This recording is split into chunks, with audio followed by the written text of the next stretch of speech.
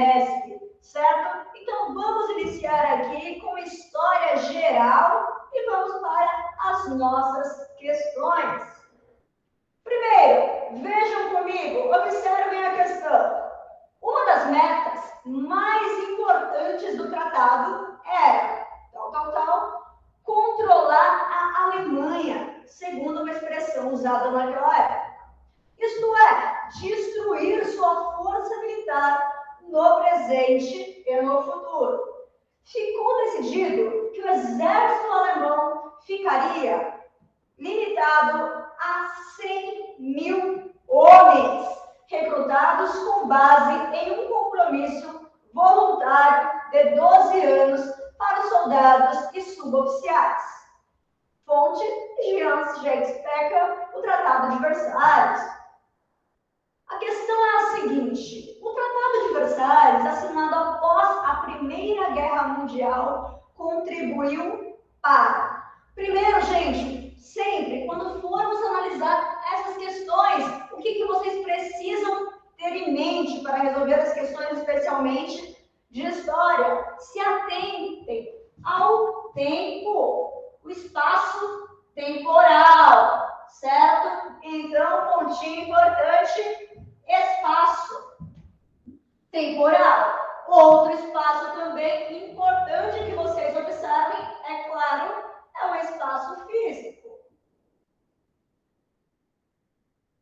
Quando falamos de temporal, estamos falando do recorte histórico, por assim dizer. Então, observem, essa questão aqui está pegando, olha, após a Primeira Guerra Mundial. Primeira Guerra Mundial, então, um evento ali histórico que vai acontecer ali, que vai terminar em qual ano mesmo, gente? Vai acabar especialmente ali no ano de 1918, certo?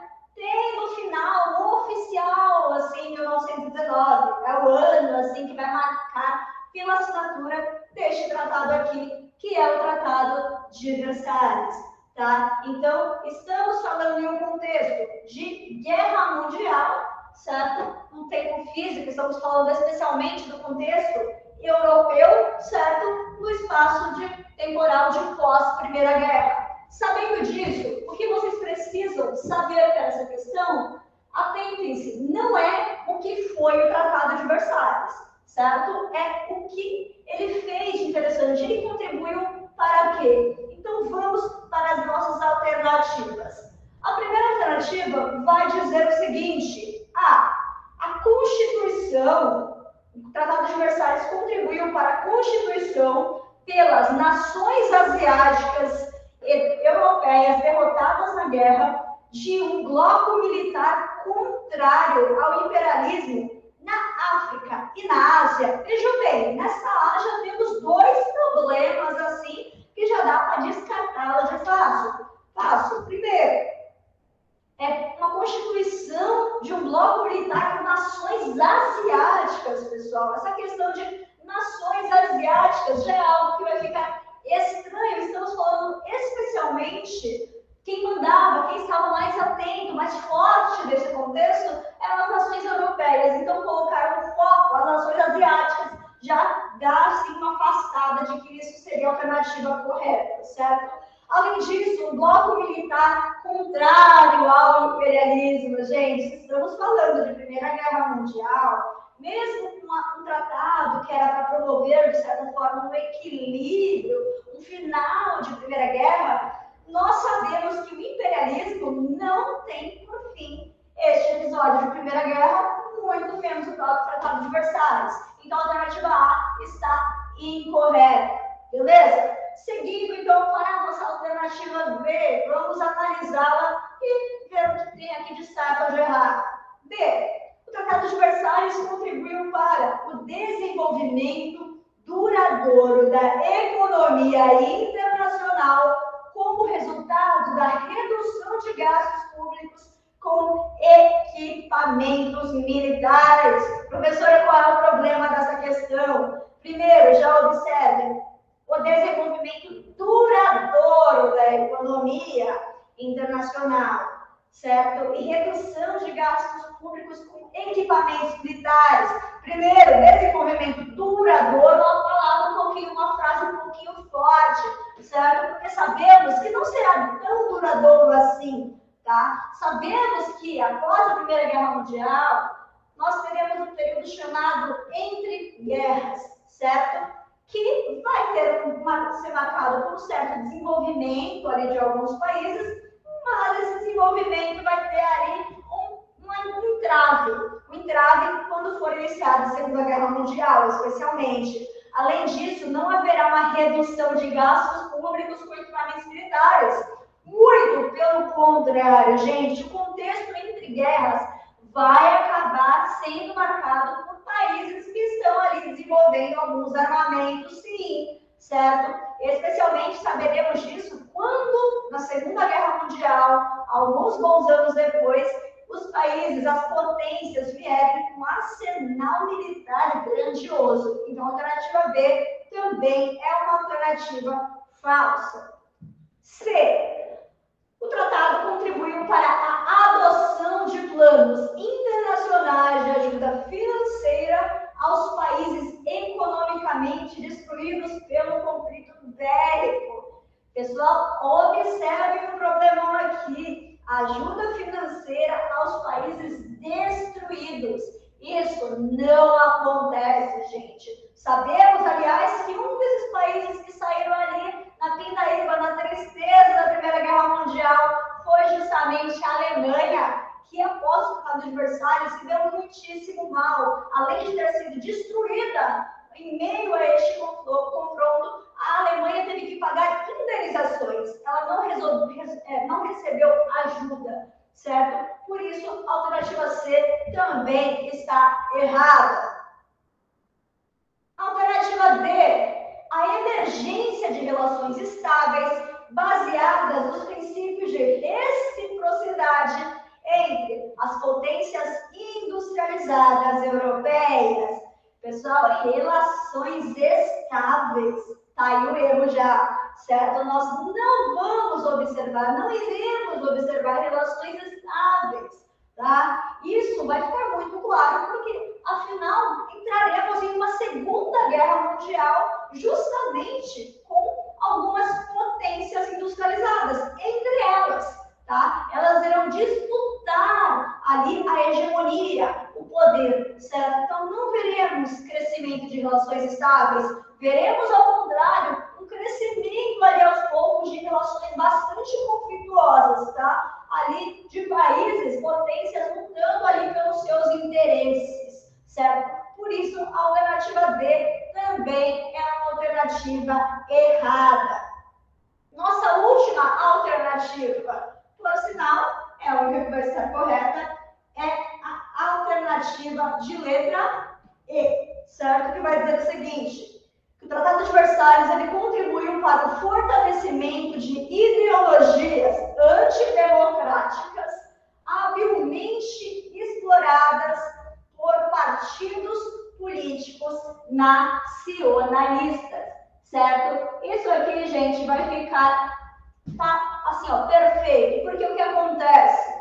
Com o Tratado de Versalhes, a gente vai observar que, por exemplo, os países que foram ali bastante, que se deram mal com esse tratado, foram quais? Ó, vou até destacar para vocês. Lembrando, Tratado de Versalhes. Quem se dá mal com o Tratado de Versalhes? Quais são os países que vão ficar aqui, olha, tristes, mal com essa situação? Os que podemos destacar aqui, pessoal, serão a Alemanha e Itália, certo? Que sofrerão ali muitas sanções, né, após esse tratado. Afinal, a Alemanha, por exemplo, não poderá ter mais do que um número X de soldados, certo? A Alemanha e a Itália terão que pagar grandes indenizações, especialmente a Alemanha, para os países que venceram a guerra. Afinal, a Alemanha vai ser considerada a grande culpada da Primeira Guerra Mundial, certo? A Itália, por sua vez, está chateada porque não conseguiu os ganhos que desejava, não teve bons saldos ao final desse conflito. Por isso, essas duas nações aqui, certo? Bem recém-formadas, formadas, se comparado às demais, vão ficar bastante descontentes com os saldos da Primeira Guerra Mundial. A partir de então, surgirão sentimentos de revanche, de certa maneira, nesses países, com o desejo de conseguir uma vitória, de alguma maneira, de conseguir um desenvolvimento, de alguma maneira, tá? Após o Tratado de Versalhes. E qual será a alternativa que essas nações adotarão? Nascerão, especialmente nesses países, algumas ideologias, certo? Especialmente as antidemocráticas terão maior alcance, maior difusão. É neste contexto que nascerão o nazismo alemão e o fascismo italiano, certo? Porque elas vão querer o quê? Atingir um grande desenvolvimento dessas nações, e elas acreditam que para isso é necessário ter um Estado centralizador, um Estado autoritário que controle tudo na sociedade, desde a política, sociedade, economia, tudo. E é aí que surgem esses regimes antidemocráticos. Por isso, a alternativa é a nossa alternativa correta.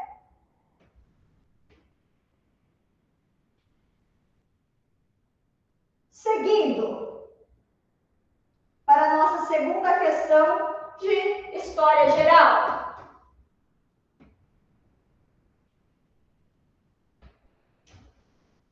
A questão de número 2 nos diz o seguinte: até finais dos anos 60, o enfrentamento com o comunismo definiu a política exterior, beleza?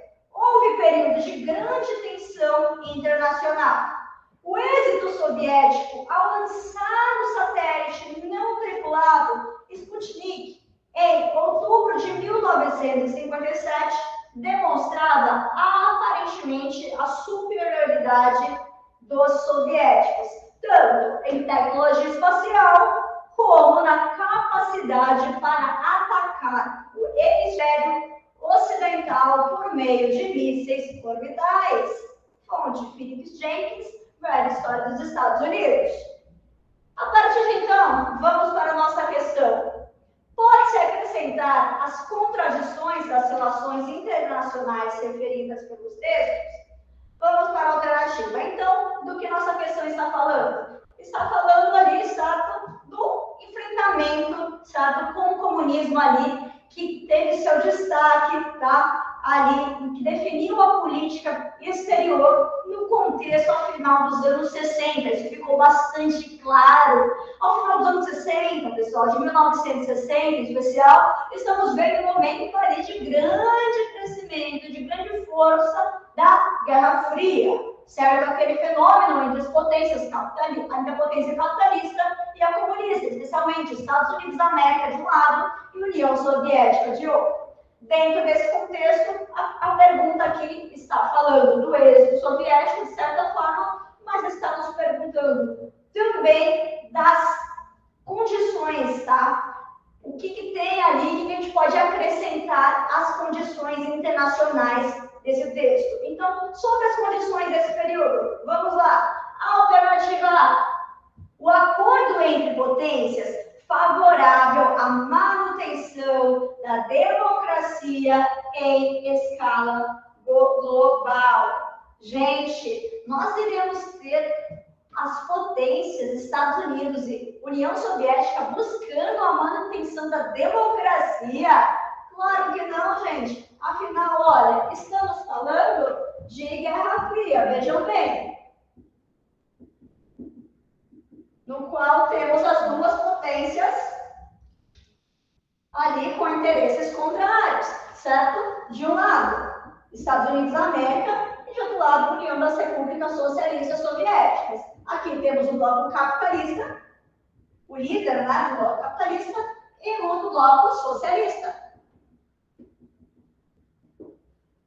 Esse período de Guerra Fria, que vai ser ali marcado pós-Segunda Guerra Mundial, indo até a década de 1990, será marcado justamente por um momento de corrida armamentista e que vai marcar a proliferação de grandes armamentos, inclusive ali grandes armamentos de grandes dimensões capazes de destruir nações, certo? Que vai marcar essa bipolaridade, tá? Eles vão querer crescer tanto na influência política para controlar as demais nações do mundo, quanto ali nas armas, no investimento tecnológico de forma geral. Tá? Então, isso irá marcar, essa oposição marca esse período. E é claro que manutenção democrática não é um acordo entre essas potências, certo? Afinal, dentro tanto de um quanto de outra, surgirão movimentos ali autoritários,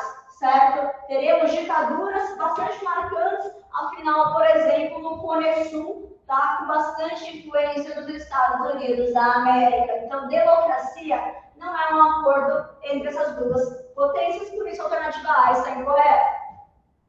Alternativa B. A. Reduzida influência política das potências nos países do terceiro mundo. Erradíssimo. Reduzida influência política. Pessoal, são essas duas nações que estavam o quê? Influenciando o mundo inteiro com as suas ideias. Algumas nações do terceiro mundo optam por apoiar os Estados Unidos, outra a União Soviética, certo? Por exemplo, aqui, no caso dos Estados Unidos, iremos ver tanto os Estados Unidos como a Rússia disputando influência no Oriente Médio, na América do Sul, na América Central, tá? A disputa por influência é marcante, por isso a alternativa B está incorreta. A alternativa C, o aumento constante do arsenal nuclear nas potências rivais. A alternativa C é nossa alternativa correta, tá? É visível durante todo o período, desde 1945, fim da Segunda Guerra Mundial, até a queda do socialismo real, certo? Do bloco socialista em 1990, ali o grande emprego para conseguir um armamento forte, um arsenal nuclear, tá? Uma grande ali tentativa de um sobrepor o outro. Por isso, a alternativa C está correta. Agora, apenas para descartar as demais, a alternativa D. O emprego de armas convencionais no confronto direto entre as potências. Emprego de armas convencionais. Não estamos aqui falando de armamento convencional. Estamos falando de armamento de capacidade bélica gigantesca, de material nuclear. Tá? Então, não, alternativa D, incorreta, pela palavra convencionais. E letra E, a ausência de movimentos sociais nas áreas controladas pelas potências. Erradíssimo, gente. Impossível acontecer tudo isso e não termos movimentos de oposição, seja a um bloco ou ao outro, tá? Então, o que veremos, por exemplo, são muitos movimentos sociais nessas áreas controladas. Movimentos esses que darão início até ao quê? Alguns processos revolucionários, como é o caso de Cuba, ali no final da década de 50, início da década de 1960, quando ocorre a Revolução Cubana. Movimentos sociais também estarão ali, terão como palco o Oriente Médio, teremos movimentos ali no Afeganistão também, tá? Então, movimentos sociais, eles acontecem. Se eles têm sucesso ou não, vai depender muito ali de cada caso específico, mas eles existem, por isso a alternativa E está errada. Beleza? Então, partamos para a nossa questão, que será uma questão aqui de história do Brasil, certo? Então, de história geral, essas são as questões aqui que vão demonstrar os temas que mais aparecem ali nessas provas, certo? Nessas provas de soldado da PM, que vai passar muito por globalização e Primeira Guerra Mundial e o contexto de Guerra Fria, certo? Então, essas são as questões de história geral.